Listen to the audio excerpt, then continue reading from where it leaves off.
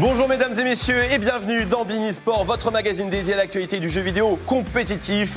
On est ravis de vous retrouver pour une nouvelle édition un petit peu spéciale puisque vous le voyez, Laure n'est pas avec nous sur le plateau. Elle est directement à Berlin pour couvrir les playoffs du championnat européen de League of Legends et elle sera avec nous bien entendu en duplex pour qu'on puisse enquêter sur ce qui se passe là-bas. Et donc pour l'occasion aujourd'hui, j'ai l'honneur, le plaisir d'accueillir Thibaut Braccio qui m'accompagnera tout au long de l'émission et qui est là bien sûr depuis la jeunesse de BeIN Sport. Évidemment, c'est moi qui ai l'honneur de partager cette émission et ce plateau avec le patriarche de la faille. Je suis très honoré.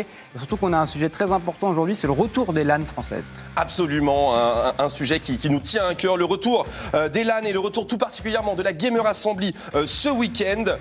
Nous allons avoir bien sûr le plaisir d'accueillir Désiré Coussao qui est à la tête de l'événement et qui va nous parler un petit peu de ce qu'il a fallu traverser pour nous redonner à nouveau le plaisir de partager cette LAN. On l'accueille bien entendu juste après le sommaire. Cette semaine, notre dossier sera consacré au club aixois Easy Dream. Les équipes de BeIN Sport se sont rendues à Aix-en-Provence dans les locaux du club à la rencontre des dirigeants, mais aussi de leurs partenaires, le PAUC Handball. Au cœur d'Easy Dream, c'est notre sujet de la semaine. Et donc vous l'aurez compris, cette semaine, 2 duplex dans l'émission. Désiré Coussao pour commencer, qui viendra nous parler du grand retour de la Gamer Assembly sous une nouvelle forme. Et Laure qui viendra également nous livrer les insides des playoffs du championnat européen de League of Legends. Et puisqu'on parlera du LEC avec Laure, évidemment, nous parlerons aussi de la LFL. Le championnat français retour sur le titre de champion de segment de printemps pour la Carmine Corp face aux Misfits premiers. BeIN Sport, saison 5. Émission 22, quel honneur de dire ça, c'est parti Twix, on y va. Écoute, on y va, je suis ravi de te léguer ce superbe lancement et on va commencer directement dans le vif du sujet en accueillant notre premier invité de marque puisque nous accueillons le boss de la Gamer Assembly, Désiré. Merci d'être avec nous, bienvenue sur le plateau. Comment ça va? Ravi de voir ton visage radieux comme d'habitude. Écoute, ravi aussi d'être parmi vous. On n'y croyait plus beaucoup avec l'année 2020 qu'on a passée, mais voilà, on espère que pour cette année, pour 2021, on croise les doigts, qu'on ira jusqu'au bout de l'aventure. Ça va certainement y aller, on fait confiance à votre travail. Bien sûr, donc, la Gamer Assembly, c'est ce week-end. Vous avez annoncé un événement à la fois online avec des activités en physique. On va pouvoir te permettre d'en parler, mais déjà, content de renquiller après une année 2020 un petit peu plus délicate, bien sûr. Ah oui, on est super content, très stressé parce que c'est un format complètement nouveau pour nous, pour toute l'équipe. Mais on espère que le format qu'on va proposer va quand même permettre d'amener, on va dire un peu de bonheur à nos fans et à nos habitués. Alors parlons-en de ce format justement, Désiré. Comment est-ce que ça va se passer? Comment est-ce qu'on arrive à transformer un tel événement pour pouvoir rentrer dans les clous du contexte sanitaire? Écoute, c'est simple. L'année dernière, on a essayé à 3 reprises de faire un événement physique. À chaque fois, les quelques jours ou quelques semaines qui précèdent, la réglementation ne nous a pas permis d'aller au bout. Donc, on s'est posé la question fin l'année dernière d'aborder 2021 sous un format qui puisse survivre à un confinement total.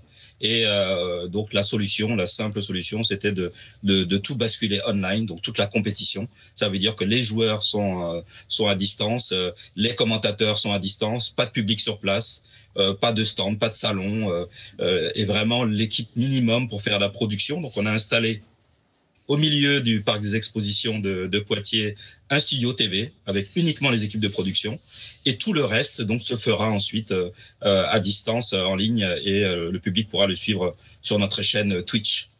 Désiré, l'année dernière, il n'y a pas eu de Gamer Assembly comme l'ensemble des événements en 2020. C'était impossible pour vous de ne pas faire de GA 2 années de suite?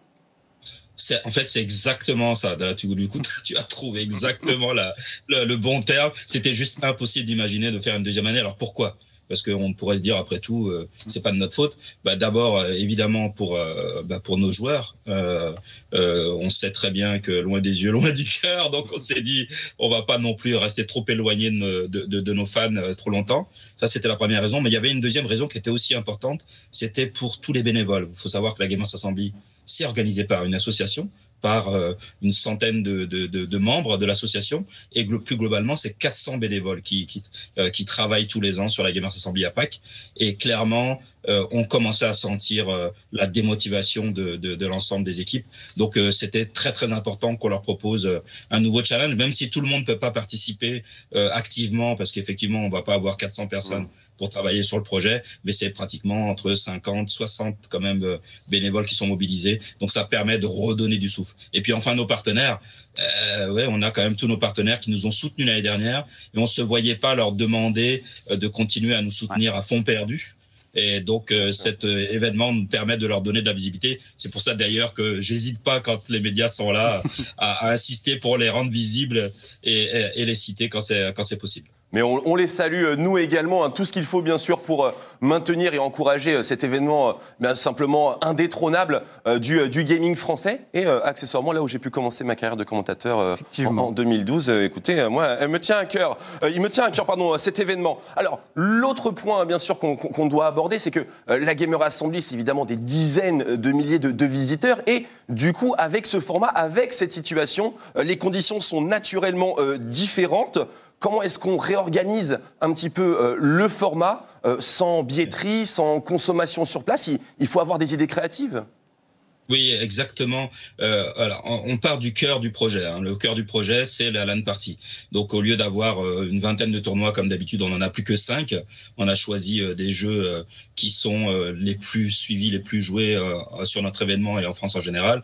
League of Legends, Fortnite, Rocket League, Trackmania, FIFA nous paraissaient être les jeux qui correspondaient le mieux au profil de notre événement. Et ensuite, il a fallu monter le projet avec les commentateurs, les casteurs qui représentaient le mieux la communauté, puisque comme on n'est pas sur place, le fait de jouer avec les potes n'était pas le plus important. Le plus important était de communier avec la communauté. Donc à chaque fois, on est allé chercher des web TV ou des commentateurs qui correspondaient le mieux à la communauté qu'on invitait. Mais on reste à Poitiers. Donc c'était ça le format qu'il fallait qu'on trouve. On veut rester à Poitiers. On aurait pu dire on fait tout en ligne et puis on s'enferme dans un studio chez Bean et on fait tout chez Bean. Non, on voulait être sur Poitiers.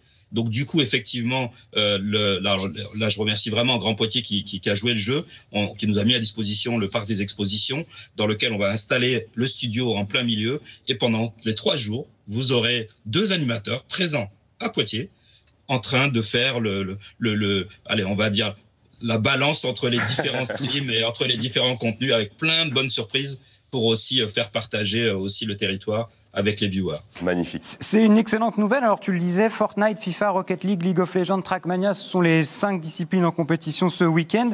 Organiser tout ça en ligne, c'est un vrai défi. Comment est-ce que vous allez vous y prendre? Vous avez une armée de modérateurs et d'administrateurs pour gérer tout ça. À une semaine de l'événement, vous le sentez comment? Alors, c'est même pas une semaine, puisque ça démarre samedi, donc c'est à 5 jours de l'événement. Donc, oui, on a une armada de modérateurs. On travaille surtout avec des partenaires qui ont l'habitude de gérer les compétitions en ligne. Sur Rocket Baguette, tout le monde connaît. Sur Rocket League, tout le monde connaît Rocket Baguette. Sur Fortnite, on a War Legend, etc. Donc, c'est vrai que de ce côté-là, on s'est vraiment entouré des meilleurs pour éviter tout dérapage. Et puis après, à nous de réussir à faire vivre tout ça. Donc, c'est un peu, pour être plus clair, vous avez les 2 options. Soit vous êtes fan de Rocket League, vous ne voulez voir que du Rocket League, vous irez suivre l'ensemble de la compétition sur Rocket Baguette. Pareil, pour Fortnite, vous irez sur la chaîne Fortnite et vous ne suivrez que du Fortnite pendant 3 jours. Par contre, si vous êtes un fan de la Gamers Assembly et que ce qui vous intéresse, c'est de vivre la Gamers Assembly comme vous le feriez si vous étiez venu sur place, là, vous irez sur la chaîne Gamers Assembly, sur la chaîne Twitch Gamers Assembly, et là pendant 3 jours vous irez picorer un petit peu tous les contenus. Toutes les finales seront sur la chaîne Gamers Assembly, même si elles restent disponibles sur les autres chaînes, et puis le reste du temps vous allez voir plein de surprises, des duplex, des animations. Il y a des trucs assez sympas qu'on a prévus pour le week-end. On est très impatient de pouvoir découvrir ça, et justement, je vais essayer de sonder un petit peu, de tirer les vers du nez, si je peux me permettre, puisqu'il y a un événement, bien sûr, qu'on aime beaucoup. Ça implique du bowling, ça implique un Wiimote. C'est le trophée des seniors par Silvergeek. Alors, une compétition donc sur Wii Bowling, quand je viens de vous l'expliquer, vous le voyez, vous l'aurez découvert en images. Vous avez gardé cet événement? Oui. Et on en est ravis.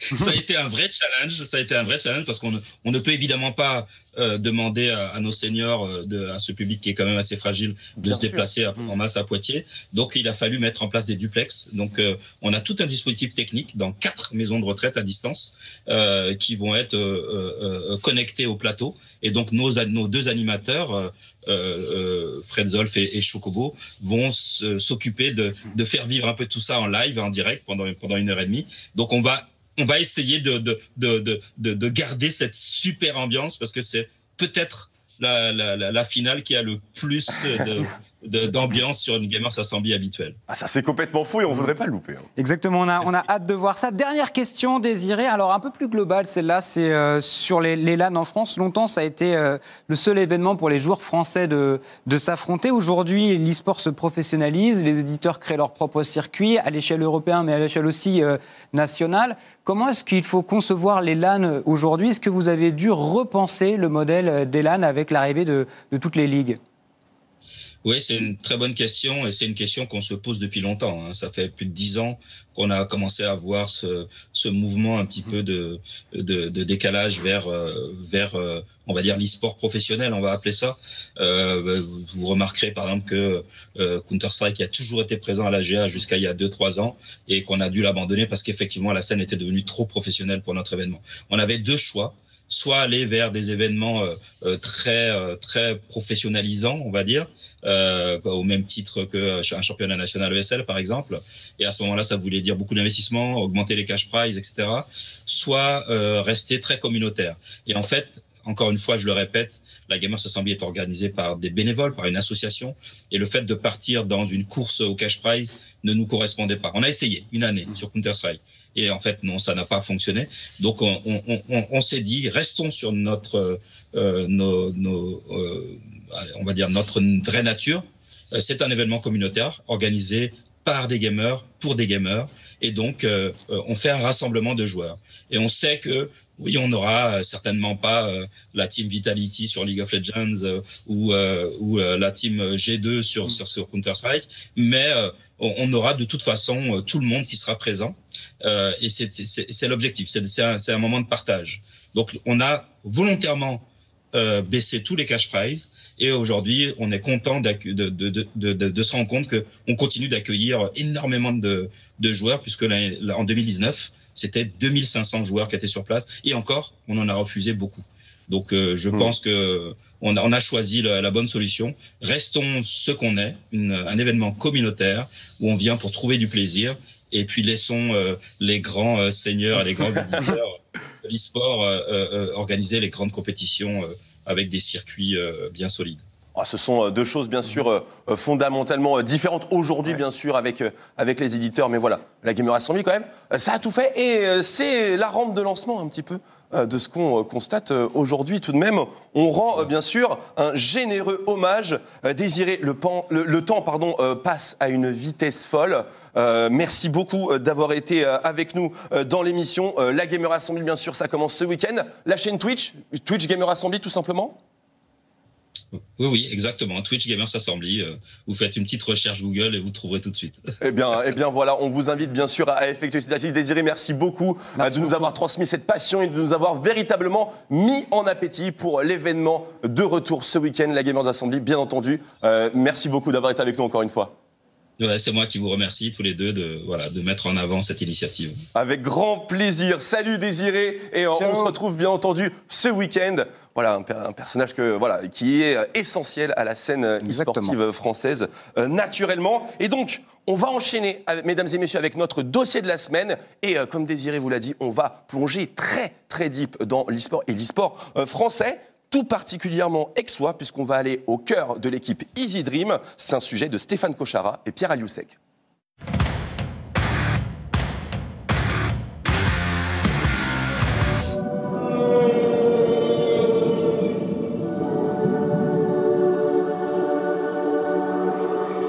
Si l'e-sport français rayonne à travers des clubs historiques comme Vitality ou LDLCOL, d'autres ont une histoire beaucoup plus récente. C'est le cas du phénomène Carmine Corp par exemple, qui a créé un véritable raz-de-marée depuis son arrivée dans la Ligue française de League of Legends.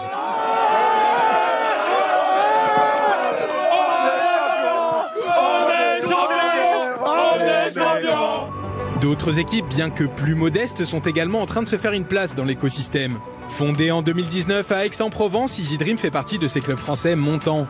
Au cœur de l'e-sport aixois, c'est notre dossier de la semaine. C'est sur Rainbow Six que Easy Dream a fait ses premières armes en recrutant les joueurs de Bastille Legacy. Alors 6e dans le championnat de France, l'équipe a progressé vite, très vite sous son nouveau maillot. Elle termine sur le podium de Six French League et finit surtout première en Challenger League, la 2e division européenne sur Rainbow Six. Promue au plus haut niveau européen, l'aventure s'arrête alors brutalement. Malheureusement pour nous, c'est une période compliquée parce que c'est le Covid. On n'a pas encore de quoi investir assez pour l'équipe pour les faire briller finalement sur les réseaux sociaux. Et après ça, tous les deux on a discuté avec l'équipe, on a eu des opportunités, ils ont eu des opportunités, on a décidé de se séparer, c'est comme ça. Et c'était un peu avec regret, mais c'est peut-être mieux pour les deux structures. Ça a été plein d'émotions. Et c'était une vraie tristesse de les voir partir, mais c'est la vie, on a continué comme ça. Mais en tout cas, très belle histoire, je suis toujours très fier de la raconter. Et c'est toujours incroyable d'y penser à chaque fois. Easy Dream vend son équipe Rainbow Six à un club italien, Tempra Sports. Une décision compliquée, mais qui permet aux Aixois de décrocher une place dans la Ligue française de League of Legends. Les débuts sont compliqués et le club termine son premier split sans aucune victoire. Nous, on avait fait une promesse à nos joueurs en Open Tour, c'est qu'on les montrait tous en LFL. Donc il y a Tuku qui a voulu partir, libre à lui, et les 4 autres, on les a gardés en disant « Vous avez fait le taf en LFL, en Open Tour, on vous monte en LFL ». Malheureusement, il s'avérait que peut-être il n'y avait pas une cohésion assez importante dans l'équipe, peut-être qu'ils n'avaient pas le niveau, peut-être qu'on a fait des erreurs de management tout simplement parce qu'on était aussi nouveau dans le milieu, faut pas l'oublier. Et ça a conduit à 0-14 et on n'est pas triste de l'avoir fait parce que jusqu'au bout, on aura continué avec la même équipe et les 5 mêmes joueurs et jusqu'au bout, on aura essayé d'avoir une victoire. Dès le split suivant, Easy Dream revoit sa copie et fait un très bon recrutement avec le géant suédois Viking notamment qui devient son porte-étendard. L'équipe bat des têtes de série comme LDLC et Misfit première et termine 4e du Summer Split. Pour assurer à ses joueurs un encadrement digne du haut niveau, Easy Dream collabore avec le PAUC Handball et les frères Karabatic.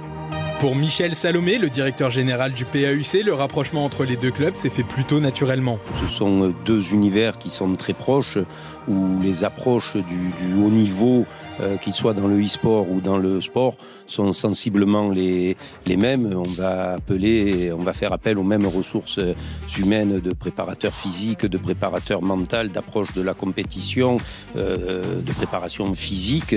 Donc on a essayé de mettre ça en commun. On a en plus la chance d'avoir des actionnaires qui sont des sportifs de très haut niveau avec les frères Karabatic et là aussi leur expérience est capitale et le partage d'expérience tout autant. C'est une évolution du monde d'aujourd'hui et je crois qu'on doit faire partie de cette évolution. Son histoire est encore toute récente, mais Easy Dream se développe vite grâce à un ancrage local qui lui a ouvert les portes du PAUC Handball et la professionnalisation qui va avec. Capable de faire évoluer des équipes au plus haut niveau national, le club compte en plus de son équipe LoL des joueurs Smash, TFT, Trackmania et Hearthstone. Le petit poussé aixois a donc bien grandi et semble bien parti pour s'installer durablement dans le paysage e-sport français. Easy Dream qui a fait un excellent travail sur League of Legends durant ce segment de printemps et il faudra compter sur eux lors du segment d'été, ça c'est une chose sûre. Transition toute trouvée puisqu'on peut ouvrir notre page League of Legends, Twix. Absolument, page League of Legends qui s'ouvre et avec la forme, car comment ne pas parler de la fin de la Ligue française de League of Legends sur son segment de printemps bien sûr et surtout de la victoire de la Carmine Corp, donc grand vainqueur de ce segment de LFL et avec la manière puisque c'est un 3-0 qui a été offert sur la plus haute marche pour l'équipe de Kameto et de Prime. Le Blue Wall a été très, très énervé puisqu'il a littéralement pulvérisé ses adversaires. Donc un signal fort bien sûr pour les autres équipes françaises mais aussi à l'international parce qu'on a eu droit à une petite reconnaissance des petits hauts faits de jeu de la part de la Carmine puisque même Reckless a mentionné et nous a un petit peu dit en interview que même les yeux du championnat européen étaient portés sur la LFL et sur certaines spécificités de cette équipe, notamment certains champions joués par le top laner Adam la bagarre. Donc honnêtement, ça nous fait extrêmement plaisir. Le rayonnement n'en finit pas. Quel parcours pour la Carmine Corp. Maintenant, les yeux sont rivés vers les European Masters qu'ils peuvent aller chercher. Et tu parlais de Reckless, justement. Cette interview a été réalisée par Laure qui est en duplex avec nous. Comment ça va Laure? Salut Laure. Coucou, ça va très très bien et vous? Bah écoute, tu nous manques et je pense que tu manques beaucoup à moi surtout parce que du coup je dois faire plein de trucs. Mais voilà, on est ravis de te retrouver et surtout on est ravis pour toi puisque tu es de retour à Berlin, au cœur bien sûr du championnat européen. Ah, déjà dis-nous à quel point c'est bonne ambiance. Ah, c'était électrique l'ambiance au studio ce week-end, honnêtement. Tu voyais vraiment sur le visage de tout le monde qu'on était tous très heureux de revenir au studio. Les joueurs, pareil, c'est un semblant de normal, ça fait du bien, honnêtement. Donc, ouais, revoir les collègues, revoir les joueurs, tout le monde, c'est vraiment parfait, Twix. Et on a revu, bien évidemment, nos chères équipes, on a revu nos joueurs sur scène. Et surtout, cette saison, elle est toute particulière puisqu'on a pas mal de joueurs qui viennent de notre ligue française. Et justement, avec toi, Laure, on va commencer dans l'ordre puisqu'il y a eu 3 matchs de play-off. Le premier, c'était SK Gaming contre Fnatic. On a beaucoup d'affect pour ces deux équipes. D'un côté, on a Jésus, on a Blue chez les SK Gaming. De l'autre côté, on a Fnatic, on a Niski également. Oui. Et donc, défaite de SK Gaming et donc du joueur français Jésus et du joueur francophone, bien sûr, Blue. Est-ce que tu as l'occasion d'échanger? Comment est-ce que tu as vécu leur première apparition on stage? C'était très marrant parce que je les ai croisés avant le match, mais pas après. Parce qu'il y a des règles Covid dans le studio, donc voilà, le but c'est qu'on se croise le moins possible. J'ai croisé Blue et Jésus, du coup, nos 2 joueurs francophones, qui étaient très, très, très stressés. C'était fou, je les ai jamais vus aussi effacés. Ouais, il n'y avait pas un sourire qui sortait et tout. Mais honnêtement, ils n'ont pas démérité pendant ce match. Tu les as vraiment, comme moi, sentis à fond. Et ils ont fait un petit peu peur à Fnatic, je trouve. Donc voilà, un peu de tristesse sur leur visage en sortant. J'ai pas eu l'occasion de leur parler. Mais ouais, tu sentais que c'était leur premier match sur scène et qu'il y avait de la pression de ce côté-là. On espère qu'ils ont adoré ça, pardon. Exactement. Le match incroyable, c'était quand même G2 contre Schalke. Et G2 au bord du loser bracket. Ça devait être un moment assez particulier à vivre dans les coulisses. Comment vous l'avez vécu ça au sein du cast? C'était incroyable parce que en plus dans les backstage, on était juste à côté de la salle de Schalke et on entendait le coaching staff et tout le monde hurler à chaque fois qu'il se passait quelque chose. Pour avoir parlé au manager de Schalke un petit peu avant la rencontre, ils y allaient tranquille, un petit peu comme n'importe quelle équipe qui va aller affronter G2, de toute façon, en se disant qu'ils étaient le petit pousset dans ce match. Et finalement, un petit pousset qui a fait très très peur. On a un Schalke qui arrive très très confiant dans le loser bracket cette semaine. Absolument, et Schalke qui prouve encore une fois le bon travail, le bon effort collectif de l'équipe League of Legends, puisqu'on entend parler évidemment des rumeurs de vente de slots en LEC qui ne sont que des rumeurs, mais voilà, qui sont liées bien sûr à la situation du club de football. Mais les résultats sur League of Legends, ils sont extrêmement positifs et on attend avec impatience la suite de cet arbre loser. Bubu, la France est toujours en course bien sûr dans ses playoffs, avec les Rogues et avec Hans Sava, bien sûr notre Steven Liv qu'on embrasse, qui a perdu contre les Mad Lions. Comment tu les vois justement ces Rogues qui ont quand même fait une saison régulière fabuleuse? Ils ont fait une saison régulière fabuleuse, comme tu le dis, mais ils sont arrivés, je trouve, contre des Mad Lions qui étaient au pic de leur forme, vraiment en train de surfer sur leur momentum. Donc, je suis pas forcément surprise de voir le résultat du match. J'en attends plus de Rogue, en revanche, dans le loser bracket. Mais je pense qu'on ne sera pas aussi impressionné par Rogue qu'on aurait pu l'être pendant la saison régulière. J'ai l'impression qu'ils ont du mal à sortir d'un style de jeu qui leur est propre. Ouais. Et c'est justement ce qu'on a vu contre Mad Lions la semaine dernière. Absolument, les Mad Lions, c'était très créatif. Exactement, et justement, quand on voit ça, est-ce qu'on se dirige encore, à ton avis, vers une finale G2 Fnatic ou on peut avoir une surprise? Alors, tu sais quoi, toutes les équipes qui vont potentiellement affronter Fnatic sont très contentes d'affronter Fnatic parce que selon eux, c'est l'équipe la plus faible du loser bracket. Ah oui. Donc, une finale G2 Fnatic, je suis pas sûre. Je pense qu'on pourrait avoir des surprises. C'est assez intéressant. Bon, dernière question et forcément un petit mot sur l'AK Corp. C'est toi qui faisais l'interview de Reckless lorsqu'il y a eu bien sûr un petit peu le sorte de dommage à Adam. Comment tu l'as senti? Qu'est-ce que ça t'a fait? Parce que la LFL pour toi c'est une ligue bien sûr, tu es au cœur depuis le début. Ah mais c'était fou. Il y a eu l'interview de Reckless, il y a aussi eu Grabs et Yankos qui ont parlé d'Adam dans le post-show que vous avez peut-être pas vu. C'était vraiment une journée dédiée à l'AK Corp. Tout le monde a rendu honneur à Adam.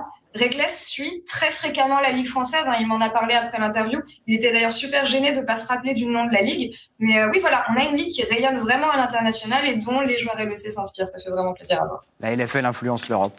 Je peux signer éventuellement un petit autographe à Reckless s'il le souhaite. Ça me fera évidemment plaisir. Laure, tu connais l'émission mieux que personne. Tu sais ce qui se passe niveau timing. On te remercie infiniment d'avoir été avec nous. On te laisse bien sûr continuer de mener l'enquête et on te retrouve la semaine prochaine puisque les playoffs du LEC, évidemment, ça continue. Des bisous, Laure. Ciao. Des bisous, bon merci. Merci beaucoup Laure. Et donc forcément, eh bien voilà, la semaine prochaine, les demi, l'arbre loser qui continue sur les playoffs du LEC. Et eh bien, mesdames et messieurs, c'est déjà la fin de notre émission.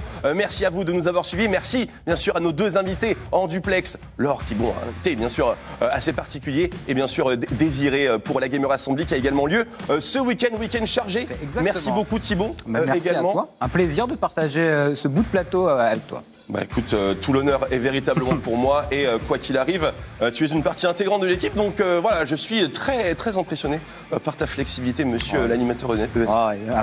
Sur ça évidemment. Mesdames et messieurs, on vous dit à la semaine prochaine pour un nouveau numéro de BeIN Sport et dans cette attente, bien sûr, prenez soin de vous.